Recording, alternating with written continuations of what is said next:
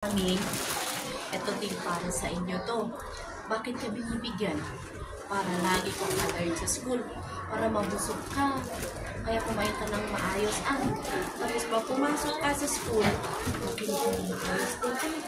Okay. Kami po ay taus-pusong nagpapasalamat sa kabutihan ng iyong puso, Madam Melchora Lictao. Maraming salamat sa pag-sponsor ng school supplies, uniform at baon sa school ng isa naming grade 2 learner, at sa pagbibigay ng mga school supplies, intermediate pad, ballpens ng aming mga grade 6 learners. Napakalaking tulong po ito lalong-lalo na sa aming grade 2 learner na malayo ang nilalakad, araw-araw papunta sa school at pauwi sa kanilang bahay. Meron na siyang gagamitin at baon sa paaralan. Napakalaking ginhawa po ito dahil ang kanyang pamilya ay hikahos sa buhay, ngunit hindi yun hadlang dahil nakikita ng kanyang advisor ang determinasyon niya na mag-aral. Maraming salamat po ulit at pagpalain kayo ng ating may kapal. Aray ko, malayo pa tayo? Okay. Yeah.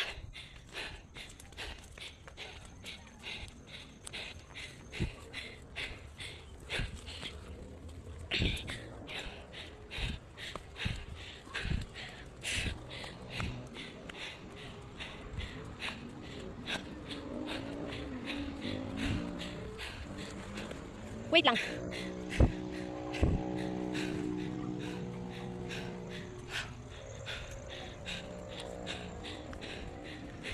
Lapit na.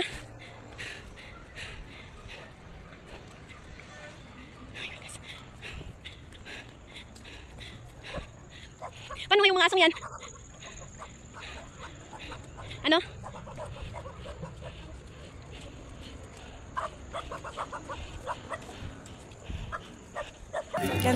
Hi guys, kukuha kami ng school supplies para sa mga bata at tinutulong.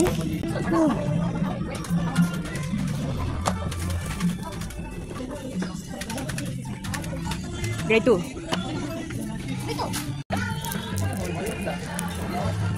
Hi guys, kukuha kami ng school supplies para sa mga bata at tinutulong. Saan na? Ito? The grade 6. Grade 6 intermediate.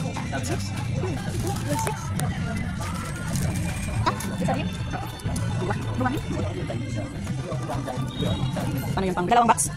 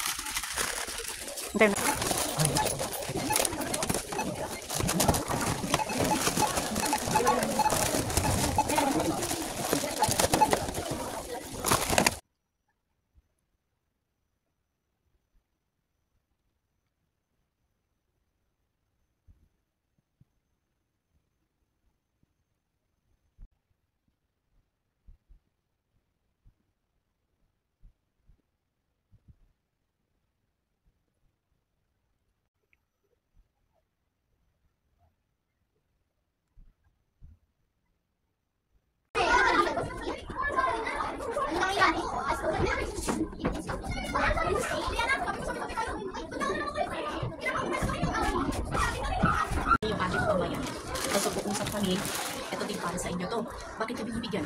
Para lagi kang alert sa school, para mabusog ka, kaya kumain ka ng maayos. Tapos pag pumasok ka sa school, makinig ka ng maayos din. Pagkain ka kay teacher, magsabi ka ng hello po, maraming salamat sa binigay niyo. Okay, sabihin. Bakit hindi ipapakita pala? Ba't ipakita mo? Sabihin mo, maraming salamat po sa binigay niyo sa akin. Ulit mo. Right, having to treat rocks like a god, just as slaves villagers, but just like